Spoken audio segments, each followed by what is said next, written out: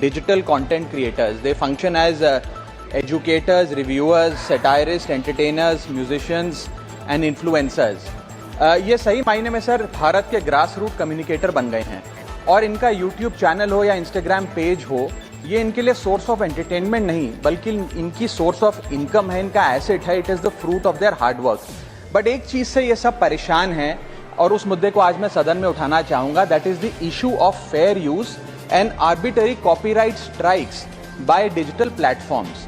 Sir होता क्या है कि अगर एक कंटेंट क्रिएटर कुछ सेकंड, चंद सेकंड, 2-3 सेकंड के लिए कॉपीराइटेड कंटेंट को रीपर्पस करके कमेंट्री, क्रिटिसिज्म, पैरोडी, एजुकेशनल या न्यूज रिपोर्टिंग पर्पसेस के लिए यूज करता है, चाहे वो क्रेडिट देता हो, उसको इंसिडेंटली यूज करता हो, कॉपीराइट स्ट्राइक मारकर उसकी यूट्यूब चैनल है, प्रॉपर्टी है या इंस्टाग्राम पेज है, उसे वाइप आउट कर दिया जाता है और उसकी सालों की मेहनत चंद मिनटों में समाप्त हो जाती है. Sir livelihoods must be decided by law and not by arbitrary algorithms.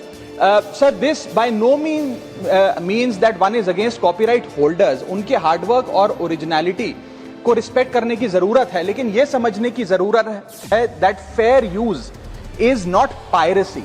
Fair use where sometimes the purpose of using this content is incidental or transformative must not tantamount to wiping out somebody's hard work. Sir, because innovation cannot grow in fear and creativity cannot survive under threat.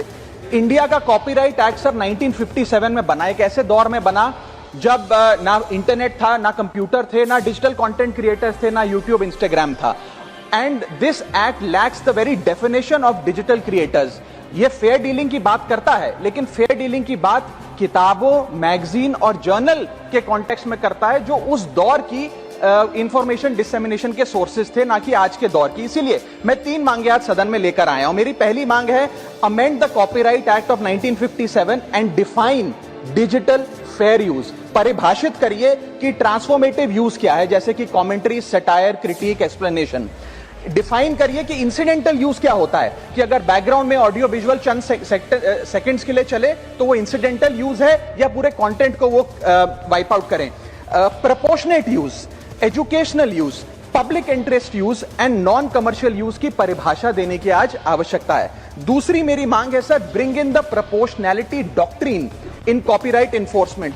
कि background में मान लीजिए कुछ second के लिए कोई video और sound चला, उसका यह मतलब नहीं होना चाहिए कि एक कंटेंट क्रिएटर की सालों की मेहनत कुछ चंद सेकंड्स में समाप्त हो जाए. My third demand sir is that mandatory due process before take down. किसी का भी